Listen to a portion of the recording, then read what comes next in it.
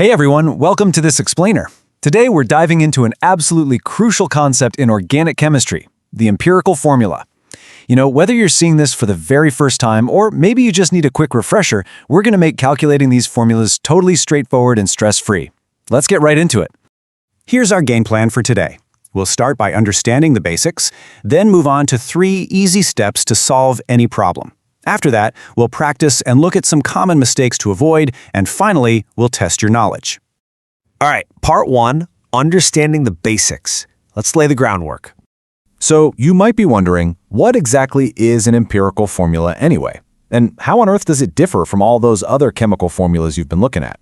Well, to make it super intuitive, just think of it like simplifying a fraction in math. If you've got a fraction like 4/8, you instinctively know, right, that it simplifies down to 1/2. Chemical formulas work in the exact same way. We simplify them to reveal the core relationship between their atoms. Formally speaking, an empirical formula is defined as the simplest whole number ratio of atoms of each element present in a compound. The absolute most crucial point to remember here is that phrase, simplest ratio. It doesn't necessarily tell you the actual real-world number of atoms sitting in a single molecule. Instead, it's just telling you the lowest possible proportional relationship between those atoms. Putting these two side by side really clears things up. Take a look. The molecular formula shows the actual true number of atoms, which means, it might contain larger unsimplified numbers. For example, C₂H₄ tells us exactly what's actually in that specific molecule. But flip over to the empirical formula and it takes those exact numbers and simplifies them down to their absolute lowest whole number ratio. It literally turns that C₂H₄ into simply CH₂. So the empirical formula is always simplified, while the molecular formula, not always. Okay, moving on to part 2, the 3 easy steps to actually find this formula. You can literally find the empirical formula from any molecular formula just by following these 3 super easy steps. First off, simply write down the molecular formula. Second, look closely at the subscript numbers next to each element and find the greatest common divisor, or the GCD. That's just the largest number that divides evenly into all of those subscripts. And third, you just divide every single subscript by that GCD. Simple as that. Let's actually see this in action. Take the molecule C₄H₄. Following our rules, step 1, we write it down. Next, we look at our numbers, 4 and 8. So what's the greatest common divisor for 4 and 8?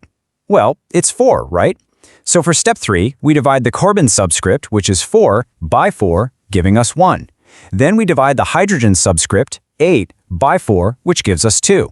Now remember, we don't bother writing the number 1 in chemistry, so our final, perfectly simplified empirical formula is just CH₂. All right, let's jump into part 3, practice and common mistakes. Time to get our hands dirty.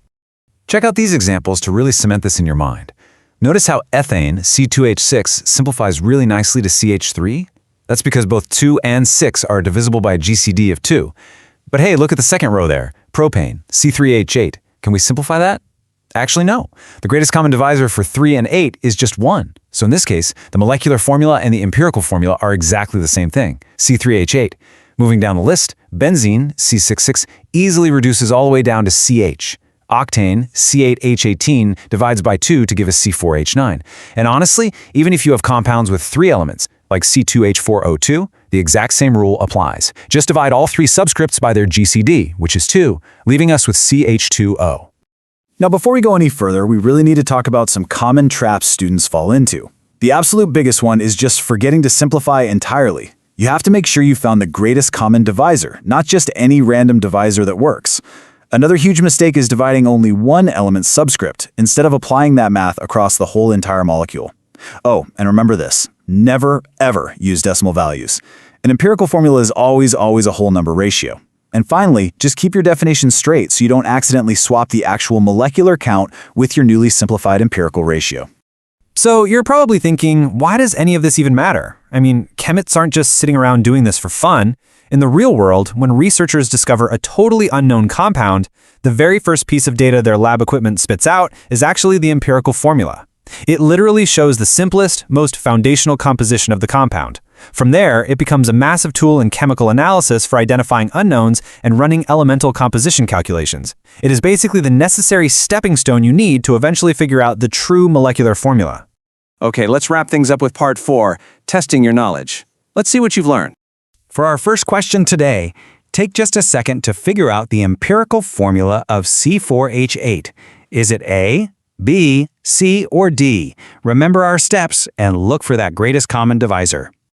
All right, if you went with B, CH₂, spot on. You nailed it. Dividing both of those subscripts by 4 gives us that perfectly simplified whole number ratio.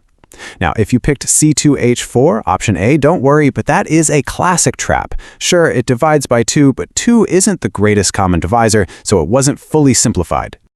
Let's try another one, maybe a slightly larger molecule this time around. What is the empirical formula of glucose, C₆H₁₈O₆? Go ahead and choose A, B, C, or D. And the correct answer is B again, CH₂O, because dividing all 3 of those subscripts, the 6, the 12, and the other 6, by their greatest common divisor, which is 6, gets us right down to the fully simplified lowest whole number ratio. Great job. Okay, for our final question, let's test the underlying theory. Which of these statements accurately defines the core concept we've been talking about today? Just take a quick second to read through options A, B, C, and D. If you guessed C, you are absolutely right. As we've seen throughout this explainer, the empirical formula specifically shows the simplest whole number ratio of atoms in a compound. Remember, the molecular formula is the one that shows the actual true number of atoms. You guys did fantastic today. Now that you've completely mastered finding the simplest ratio, I want to leave you with a bit of a puzzle to ponder. If scientists usually find the empirical formula first in the lab, and let's say you only have that simplified formula, plus the compound's total molar mass, how exactly do you work backward to calculate the actual, real-world molecular formula? Think on that, because solving that specific puzzle is literally the key to unlocking the true identity of any unknown chemical. Thanks so much for joining me for this explainer, and keep exploring.